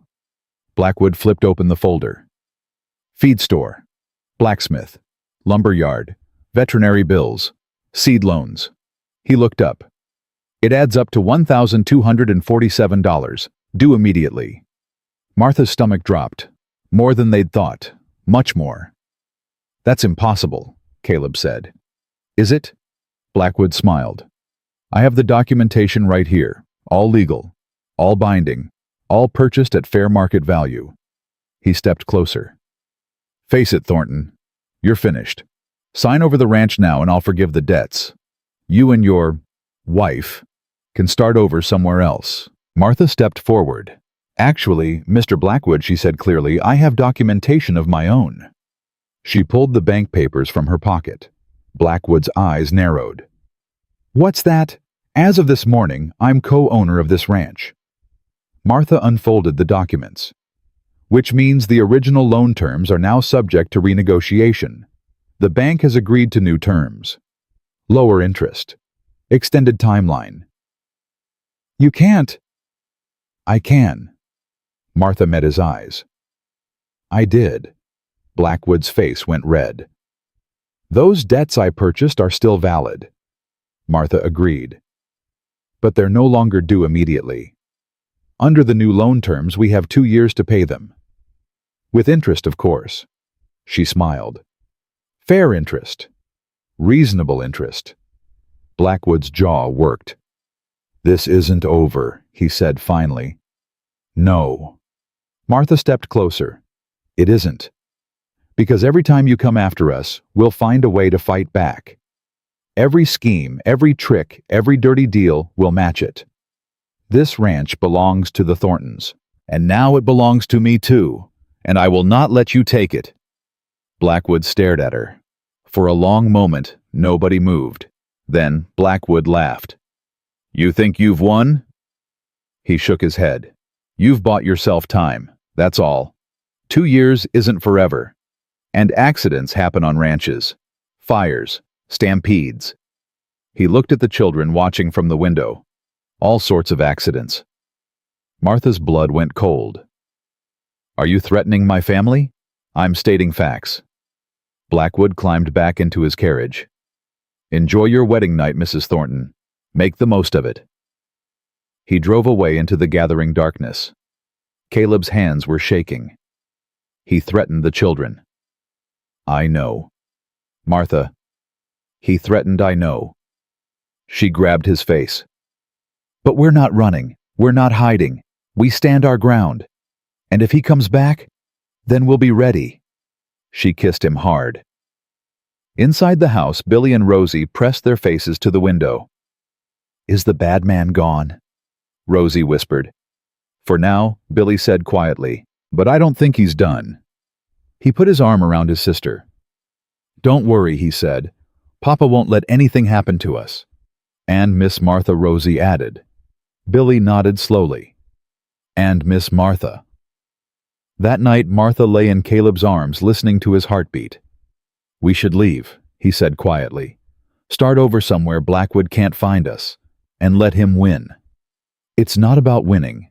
It's about keeping you safe, keeping the children safe. Martha propped herself up, looking into his eyes. I spent my whole life running, she said. Running from my husband, running from judgment, running from my own reflection. She shook her head. I'm done running. Martha. This is our home. These are our children. You are my husband. And I will fight for every inch of it. Caleb stared at her. Then he pulled her close. How did I get so lucky? He whispered. You weren't lucky. Martha smiled against his chest. You were desperate. He laughed. Really laughed for the first time in weeks. They held each other in the darkness. And outside, the summer wind carried the scent of trouble coming. The next morning, Martha woke to shouting. She threw on a dress and ran outside. Billy stood in the yard, face white as a sheet. Papa? He was screaming. Papa, come quick. What is it? Martha reached him first. What's wrong? Billy pointed toward the barn. Smoke was rising from behind it. The garden, he gasped. Someone set fire to the garden. Martha ran. Her bare feet pounded against the dirt. Her lungs burned. Behind her she heard Caleb shouting, heard Billy crying, heard Rosie screaming. The garden. Her garden. Weeks of work. Weeks of hope. The tomatoes just beginning to ripen. The beans climbing their poles. The peppers turning red in the summer sun. All of it burning. She grabbed a bucket from the well, threw water on the flames. Again. Again. Again. Caleb appeared beside her, another bucket in his hands. They worked in silence, desperately, while the children watched from the porch. It took an hour to put out the fire.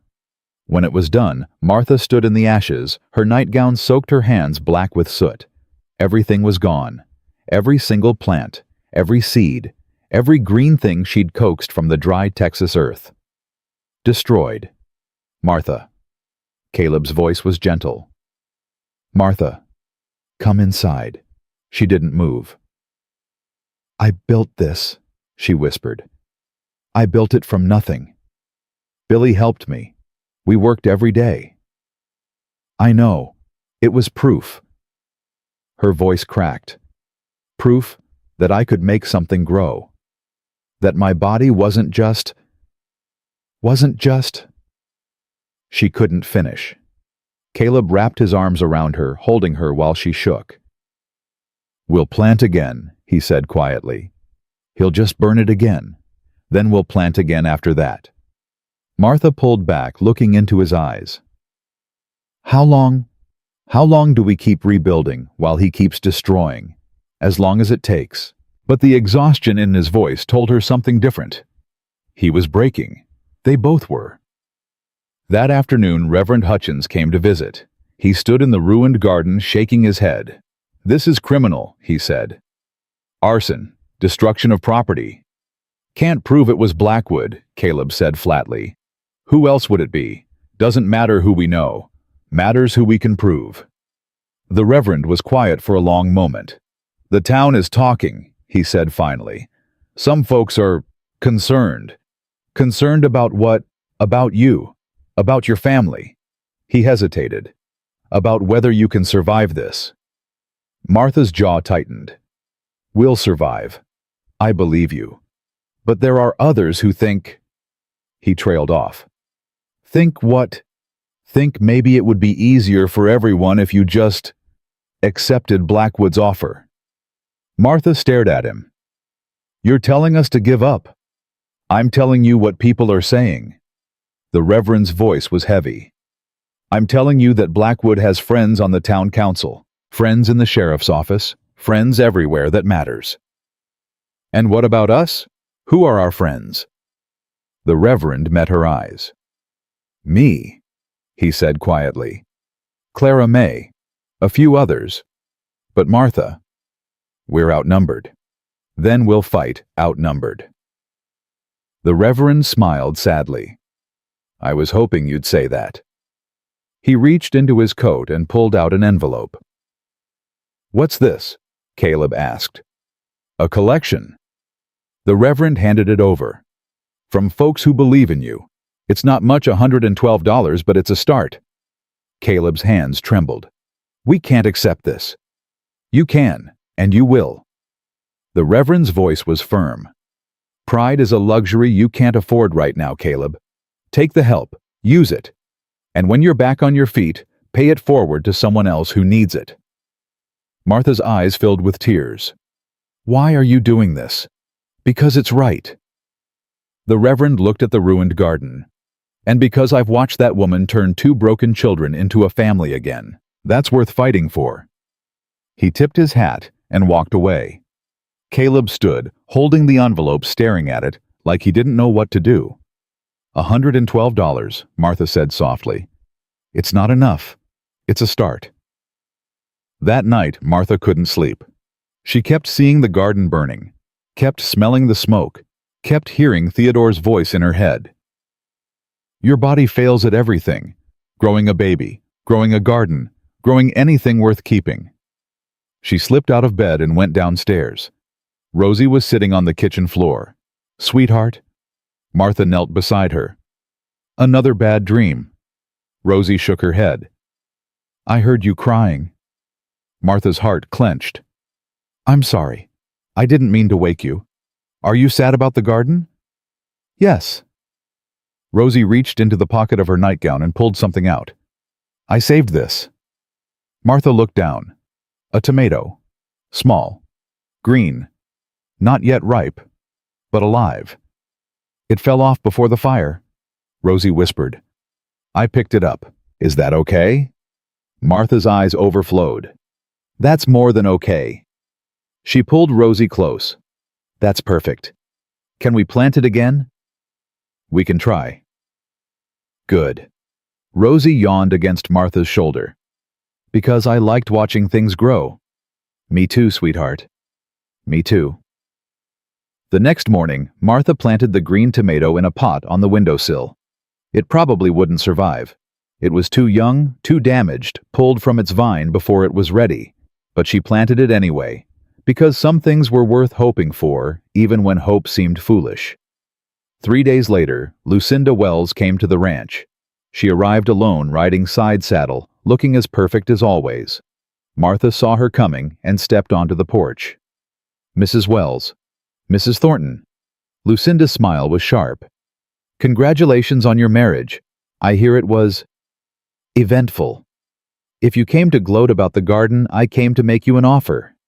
Martha crossed her arms. I'm listening. Lucinda dismounted gracefully. Harrison is growing impatient, she said. These little fires, these small cruelties, they're not working fast enough for him. He's planning something bigger. What kind of something? The kind that ends with your husband dead and those children orphaned. Martha's blood went cold. You're lying. Am I? Lucinda stepped closer. I've seen the men he's hiring. Rough men. Dangerous men. Men who don't ask questions about what they're being paid to do. Why are you telling me this? Because I'm offering you a way out. Lucinda's voice dropped. Leave. Tonight. Take the children and disappear. I'll convince Harrison to call off his men. And Caleb? Caleb stays. Lucinda's smile turned cruel. Harrison wants him broken. Wants him to watch everything he loves disappear before he takes the land. But if you're gone, you and the children, maybe that will be enough. Martha stared at her. You want me to abandon my husband. I want you to survive. Why do you care if I survive? Lucinda was silent for a long moment. Then she said, I had a daughter once. She stopped. She was built like you, soft, round. Everyone told her she was worthless because of it. Martha's breath caught. What happened to her? She believed them. Lucinda's voice cracked. She stopped eating. Wasted away to nothing. Died at 19, convinced she was too ugly to live. Martha said nothing. Lucinda straightened her mask, sliding back into place. I don't like you, she said coldly. I think you're beneath Caleb Thornton. But I won't watch another woman die because some man convinced her she wasn't worth saving. Martha's heart pounded. I'm not leaving. Then you're a fool. Maybe. Martha stepped closer. But I'd rather be a fool who fights than a coward who runs. Lucinda stared at her. Then something strange happened. She laughed. It wasn't a cruel laugh. It was almost admiring. You really do love him, she said. Yes. And you'd really die for him. If I had to. Lucinda shook her head slowly. Harrison is going to destroy you, she said. But I think you might make him work for it. She mounted her horse. I've done what I can, she said. The rest is up to you. She rode away without looking back. Martha stood on the porch, her mind racing. Men who don't ask questions. Something bigger. Your husband dead, and those children orphaned. She went inside to find Caleb. We need to talk. That night they made a plan. If Blackwood was hiring men, they needed help too. Not mercenaries, they couldn't afford that, but friends, allies, anyone who owed them a favor. I know some boys from the war, Caleb said quietly. Good men, hard men. They'd come if I asked. How many for? Maybe 5. Will it be enough? I don't know. Martha took his hands. Call them, she said. Call everyone you trust. We make our stand here. And if we lose, then we lose together. Caleb pressed his forehead to hers. I should never have let you stay, he whispered.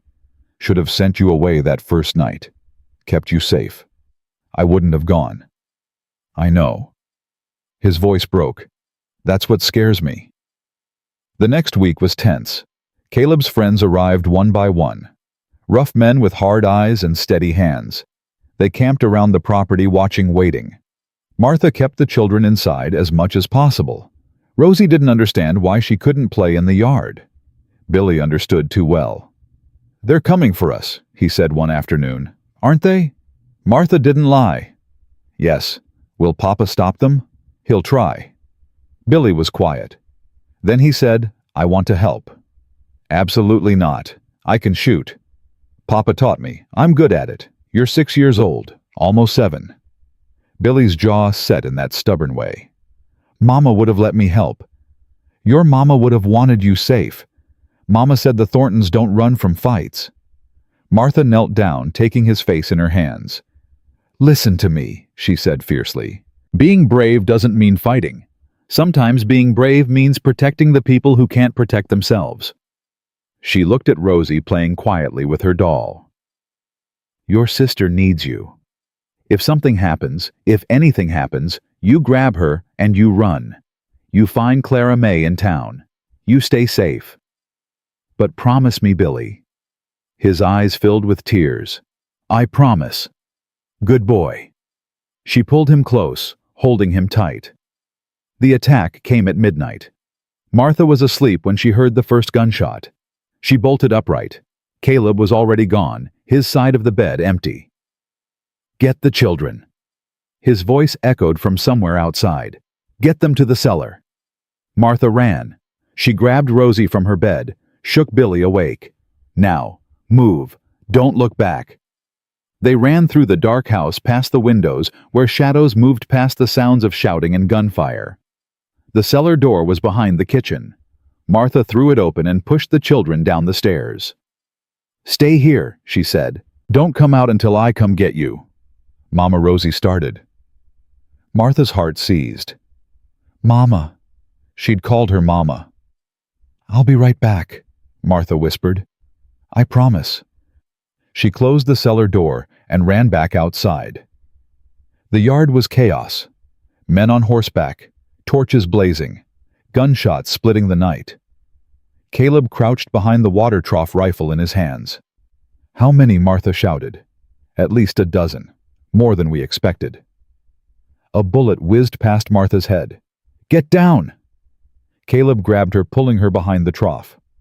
I'm not hiding while you fight. You're not dying either. Another volley of gunfire. One of Caleb's men went down clutching his arm. They're flanking us, someone shouted. Coming around the barn. Hold the line, Caleb yelled back. Don't let them reach the house. Martha grabbed a rifle from the ground. What are you doing? Caleb demanded. What does it look like? You don't know how to. My father taught me to shoot before he taught me to cook. She raised the rifle, aimed and fired. A man toppled from his horse. Caleb stared at her. What else don't I know about you, Plenty? They fought side by side. Martha didn't know how long it lasted. Minutes, hours. Time blurred into gun smoke and fear and the desperate need to survive. Then suddenly it stopped. The attackers pulled back. They're retreating. One of Caleb's men called. They're running. Martha slumped against the trough, her hands shaking. Is it over? She gasped. For now. Caleb pulled her into his arms, holding her so tight she could barely breathe. You shot a man, he said. I know. You might have killed him. I know. She looked up at him. I told you. I'd rather be a fool who fights than a coward who runs. Caleb kissed her hard. When they broke apart, he was smiling. I love you, he said. You crazy, stubborn, beautiful woman. I love you. The next morning the sheriff came. Martha watched him ride up with 3 deputies, her stomach tight. Caleb walked out to meet him. Sheriff Barnes, Thornton. The sheriff dismounted slowly. Heard there was some trouble out here last night. Trouble? Caleb laughed bitterly. A dozen men tried to burn my ranch and kill my family. That's a bit more than trouble. You got proof I've got bullet holes in my barn and a dead man in my yard. The sheriff's eyes flickered. Dead man. One of the attackers. We're holding the body for identification. Barnes shifted uncomfortably. That's unfortunate.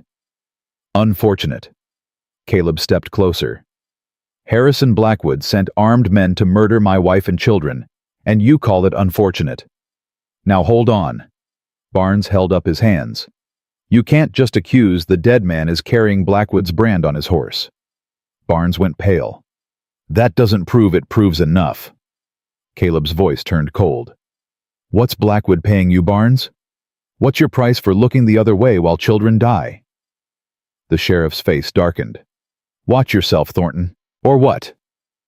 You'll arrest me, lock me up while Blackwood finishes the job. This is getting out of hand. It's been out of hand for months. Caleb's voice rose.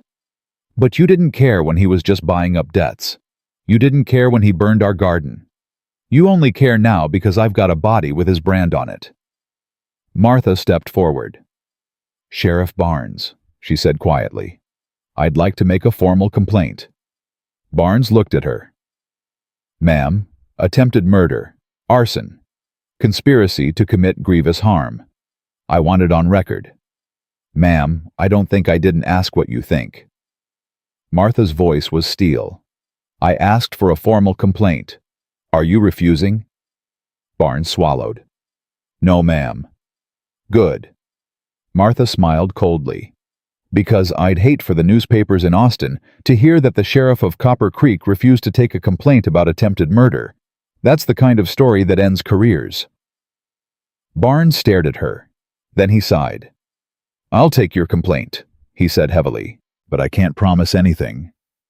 "We don't need promises," Caleb said. "We need justice." Barnes climbed back on his horse. "You're making a mistake," he said quietly. "Blackwood has powerful friends. This won't end well for you." "Maybe not." Martha stepped beside her husband. "But it won't end well for him either." Barnes rode away. Caleb turned to Martha. "You threatened a sheriff. I made a strategic observation. You threatened a sheriff." Martha smiled. "I learned from the best." Caleb shook his head slowly. "What would I do without you? You'd probably be dead by now." He laughed and pulled her close. "Probably," he agreed. "Definitely." That afternoon, Clara May arrived with news. "The whole town's talking," she said breathlessly. "Word got out about the attack, about the dead man with Blackwood's brand, and people are angry." Clara May's eyes gleamed. "Not at you at Blackwood. Turns out a lot of folks have been scared of him for years, too scared to speak up. But now that someone's finally standing against him, they're finding their courage." Martha finished. "Exactly." Clara May grinned. "There's gonna be a town meeting tonight. Council chambers. People want answers." Caleb and Martha exchanged looks. "We'll be there," Caleb said. The town meeting was packed. Every seat filled. People standing along the walls. Tension thick enough to cut. Caleb and Martha sat in the front row, the children left with Clara May. The mayor, a nervous man named Henderson, called the meeting to order.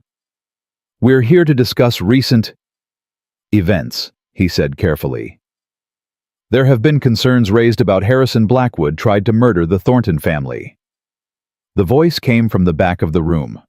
Martha turned. It was the feed store owner, a man who'd refused to sell to Caleb for months. He was standing face red with anger. "We all know it," the man continued. "We've all been too scared to say it, but I'm done being scared." A murmur went through the crowd. "He burned their garden," another voice called. "Bought up their debts. Threatened half the businesses in town." More voices joined in. Years of grievances pouring out. Stories of intimidation, of coercion, of lives ruined by Harrison Blackwood's ambition. The mayor banged his gavel helplessly. "Order. We need order. You want order." A woman stood. "Then arrest Harrison Blackwood. He's the one disturbing the peace." The doors at the back of the room flew open. Harrison Blackwood strode in. The room went silent. He walked down the center aisle slowly, deliberately, until he stood facing the crowd. "I hear my name has been taken in vain," he said smoothly. "Perhaps someone would like to say these things to my face." Silence. Martha stood. "I would."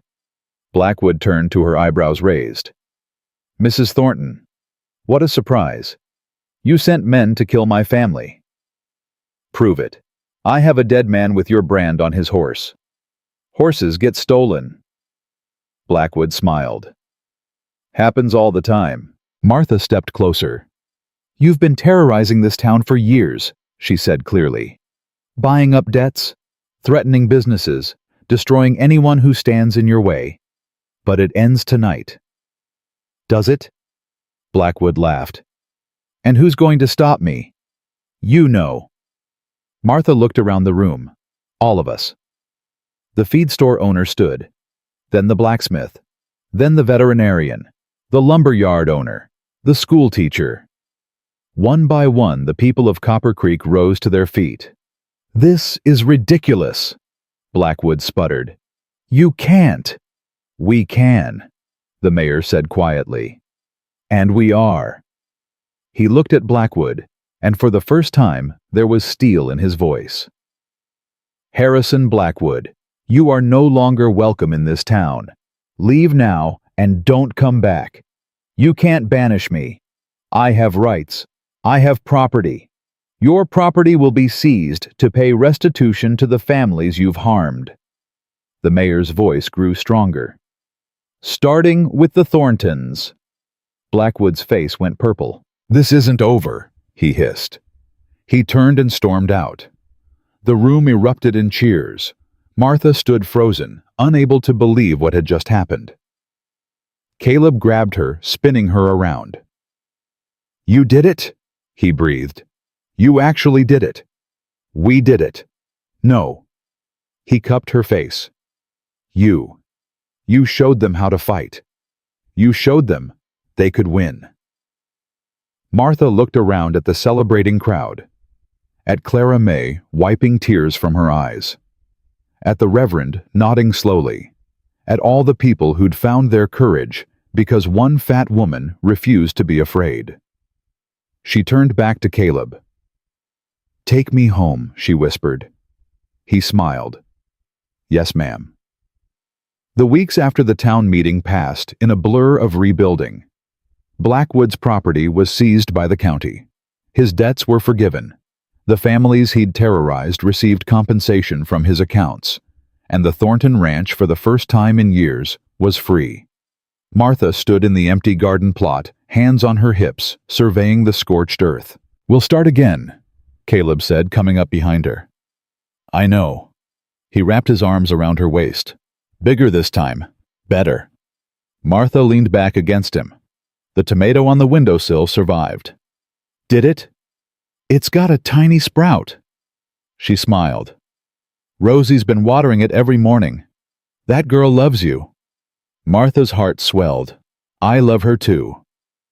They stood together in comfortable silence. Then Caleb said, Martha, there's something I need to tell you. She turned in his arms. What is it? He looked nervous, almost scared. I got a letter yesterday, from a lawyer in Austin. Martha's stomach dropped. What kind of letter? It's about Annabelle. She went very still. What about her? Caleb pulled a folded paper from his pocket. When she died, I couldn't deal with her estate. Her family handled everything. I just signed whatever they put in front of me. And turns out she had an inheritance. From her grandmother. He swallowed. A significant inheritance. How significant? $3,000? Martha's eyes widened. $3,000? It's been sitting in a trust for the children. But the lawyer says... He looked at her. The lawyer says now that I'm remarried, I can access it. For the family. Martha was quiet. That's Annabelle's money, she said finally. It's the children's money. And you're their mother now. Martha's eyes filled with tears. I can't. You can. Caleb took her face in his hands. Annabelle would have wanted this. She would have wanted her children taken care of. She would have wanted the ranch to survive. How do you know? Because I knew her. And because... He hesitated. Because I found this in her things. He reached into his pocket again and pulled out a small worn journal. What is that? Her diary. Caleb's voice cracked. I couldn't bring myself to read it after she died. But last night I finally... Martha waited. She wrote about dying. Caleb whispered. She knew. For weeks before it happened. She knew she wasn't going to make it. Oh, Caleb. And she wrote... He opened the journal, found a page. She wrote, I pray that when I'm gone, Caleb will find someone who loves him the way he deserves to be loved. Someone kind, someone strong, someone who will love my babies as her own. He looked up at her. She was praying for you, Martha, before you even existed in our lives. Martha couldn't speak. Tears streamed down her face. Caleb pressed the journal into her hands. "Read it," he said. "When you're ready. I think she would have wanted you to know her." Martha clutched the journal to her chest. "I'll take care of them," she whispered. "I promise. I'll take care of all of you. I know you will." He kissed her forehead. "That's why she sent you to us." That night, Martha sat alone by the fire reading Annabel's words. The woman who came before her. The woman whose children she now called her own. June 12th. The sickness is getting worse. The doctor says it's in my blood now. Nothing to be done but pray. June 18th. Rosie asked me today why I sleep so much. I told her Mama's just tired. How do you explain death to a 4-year-old? June 25th. Caleb thinks I don't see him crying. He goes out to the barn at night, thinks I'm asleep. But I hear him. God, I hear him. July 3rd. I've been thinking about what comes after. Not heaven, I trust God with that, but after for them. Caleb will need help. The children will need a mother. I pray someone kind finds them. Someone who can see past Caleb's stubbornness to his heart. Someone who can make Rosie laugh again. Someone who can teach Billy that it's okay to be soft. July 10th. I dreamed last night of a woman I've never met. She was in my kitchen making biscuits. The children were laughing. Caleb was smiling, really smiling, not that tired ghost of a smile he wears now. When I woke up, I felt peace for the first time in weeks. I think it was a sign. I think God was showing me that they'll be okay. Martha closed the journal. Her hands were shaking. "Thank you," she whispered to the empty room. "Thank you for trusting me with them." The fire crackled, and Martha could have sworn she felt something, a warmth, a presence, settle around her shoulders like a blessing. The money changed everything. Caleb paid off the remaining debts, hired proper ranch hands, bought new cattle to replace the ones they'd lost, and Martha rebuilt the garden. Bigger this time. Better. With a fence around it to keep out the rabbits and a well nearby for easier watering. Rosie helped plant the seeds. Billy helped dig the rows, and on the first day of September, the first tomato ripened, the tomato that had survived the fire, grown from the single green fruit Rosie had saved. Martha picked it carefully, cradling it in her hands like something precious. "We did it," she whispered. Mama Rosie came running. "Is it ready?" "Can we eat it?" Martha knelt down, holding out the tomato. "You want to do the honors?" Rosie's eyes went wide. She took the tomato, turned it over, and bit into it. Juice ran down her chin. "It's good," she said, mouthful. "It's really, really good." Martha laughed and pulled her close. Billy appeared beside them. "Save some for me. There's plenty more coming." Martha pointed to the vines, heavy with green fruit. "This is just the first." Billy looked at the garden, at the neat rows, the climbing beans, the peppers turning red. "Mama would have liked this," he said quietly. Martha's heart clenched. "You think so?" "Yeah." Billy nodded slowly. "She always said the best gardens were the ones you built after something died. Because it means you didn't give up." Martha pulled him into the hug with Rosie. "Your mama was very wise," she said. "She was." Billy's voice cracked. "But you're pretty smart too." "Coming from you?" Martha smiled. "That's the highest compliment." That evening, Clara May came for supper. She sat at the table looking around at the clean house, the happy children, the husband and wife who couldn't stop touching each other. "Well," she said finally, "I'll be damned." "Language," Martha warned, glancing at the children. "Oh, they've heard worse." Clara May laughed. "I just can't believe it. 6 months ago, you showed up in my store looking like death warmed over. Now look at you." Martha smiled. A lot can change in 6 months. A lot did change. Clara May reached across the table and squeezed her hand. "You did good, honey. Real good. I had help. You had guts. That's more important." After supper, while Caleb put the children to bed, Martha and Clara May sat on the porch. "There's one more thing," Clara May said quietly. "What Lucinda Wells left town." Martha's eyebrows rose. "She did last week. Packed up and headed back to Austin. Clara May's voice was thoughtful. Before she left, she came into my store. Bought some supplies for the journey. Did she say anything? Clara May hesitated. She said to tell you that you were braver than she ever was, and that she was sorry. Martha was quiet. She thought about Lucinda's daughter, the one who'd wasted away, convinced she was worthless. She thought about how close she'd come to that same fate. "I forgive her," she said finally. Clara May nodded. "I thought you might." They sat in comfortable silence watching the stars appear. 1 year later. Martha stood at the window watching Caleb teach Billy to rope a fence post. Her hand rested on her belly, full, round, swelling with new life. Mama Rosie appeared beside her, tugging at her dress. "Yes, sweetheart. When is the baby coming soon?" Martha smiled. "A few more weeks. Is it going to be a boy or a girl? I don't know yet. That's part of the surprise." Rosie thought about this. "I want a sister," she decided. "Boys are annoying." From outside, they heard Billy shout in triumph. "I did it, Papa! I did it!" Caleb's laugh echoed across the yard. Martha watched them, her husband, her son, her daughter, and felt her heart expand until she thought it might burst. The back door opened. Clara May bustled in, arms full of packages. "Supplies for the nursery," she announced. "And don't you dare try to carry anything. Doctor's orders." "I feel fine. You feel pregnant. That's different." Clara May set down the packages and looked at her. "How are you really?" Martha considered the question. Terrified, she admitted. "Happy. Grateful. Terrified. That's about right for a first." Clara May stopped. "I mean, it's okay." Martha touched her belly. "This isn't my first, but it feels like it might be my first chance to get it right." Clara May's eyes softened. "You're going to be a wonderful mother. I already am a wonderful mother."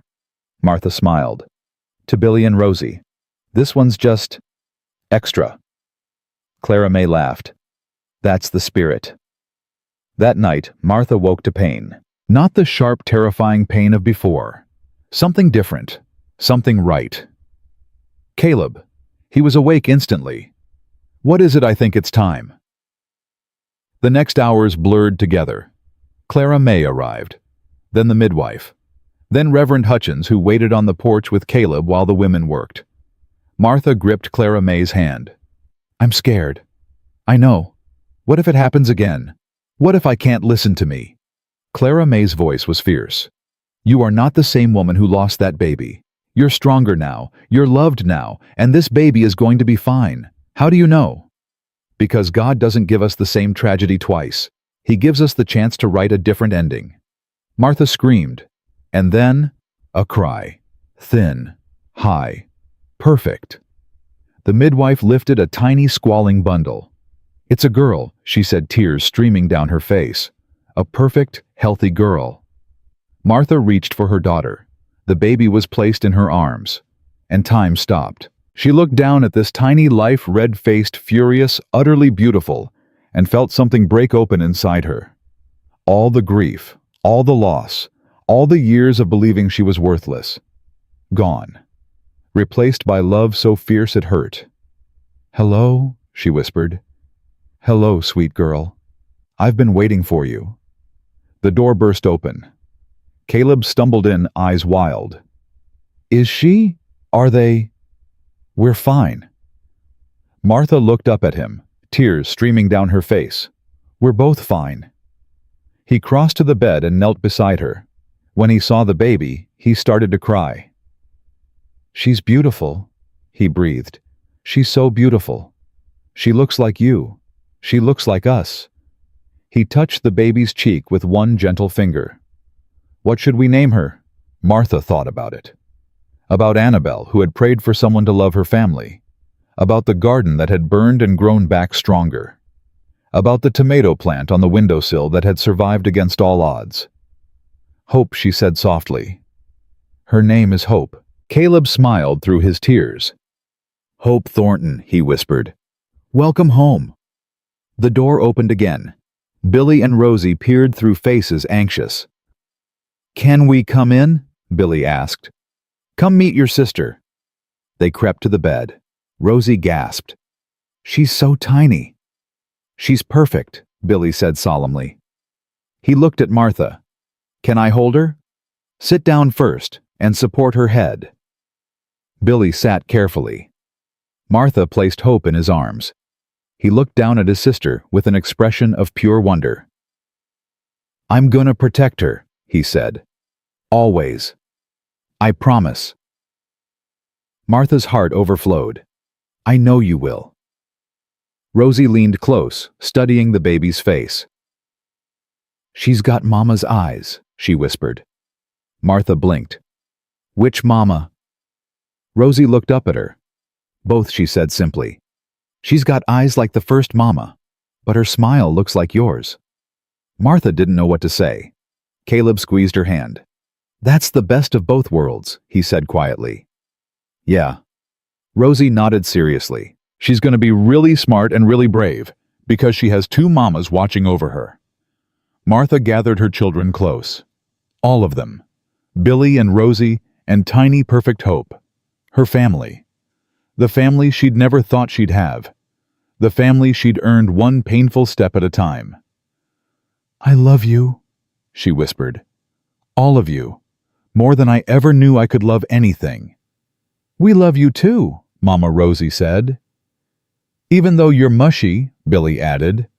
Martha laughed. "Even though I'm mushy." Caleb leaned in and kissed her forehead. "Thank you," he murmured. "For what?" "For not giving up. For coming to us when we needed you. For showing me that love doesn't have to be perfect to be real." Martha looked at him. This man who had seen her at her worst and loved her anyway. This man who had chosen her when the world said she wasn't worth choosing. This man who had given her everything she'd never dared to hope for. "I should be thanking you," she said. "Why?" "Because you saw me." She touched his face. "When nobody else did. When I couldn't even see myself. I've always seen you.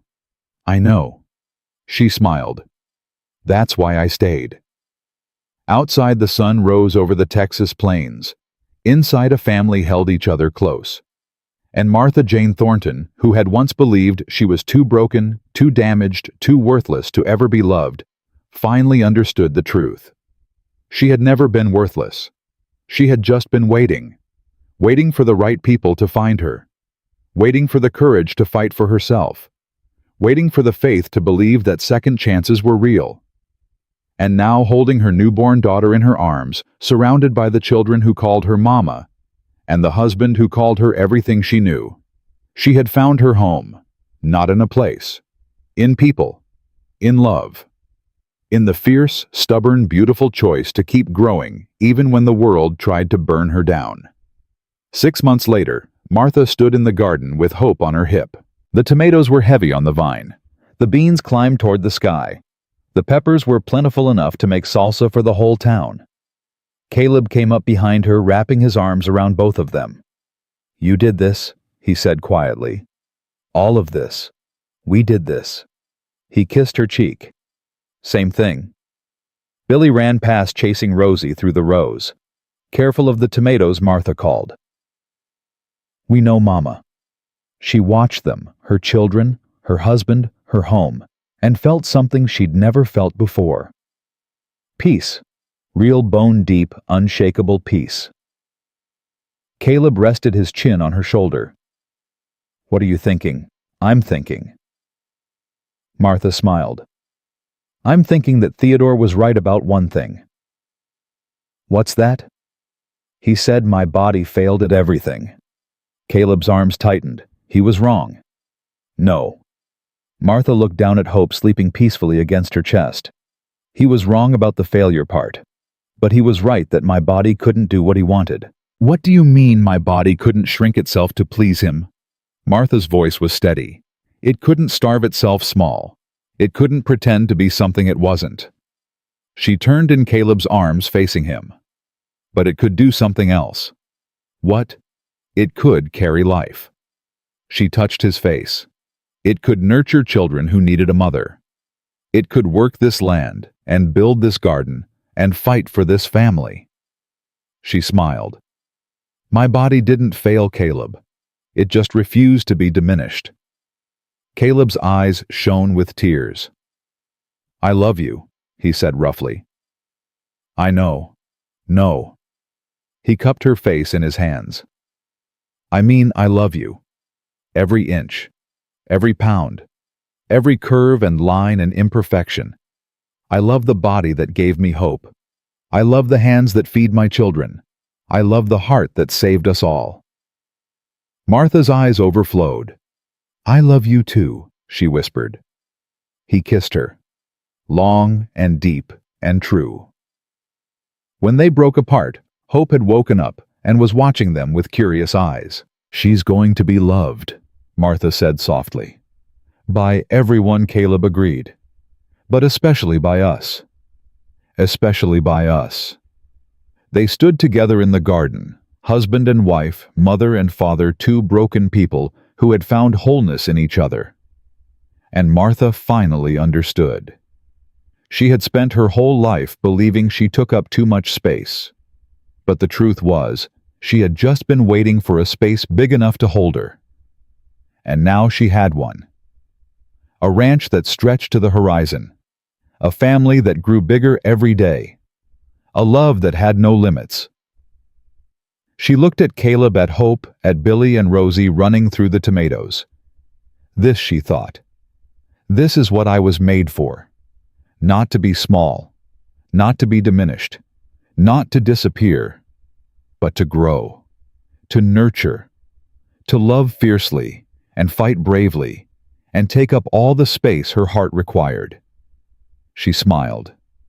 And Martha Jane Thornton, who had once been told she was too much for this world, finally knew the truth. She had never been too much. The world had simply been too small. But not anymore. Now she had a world big enough to hold her, and she was never letting go.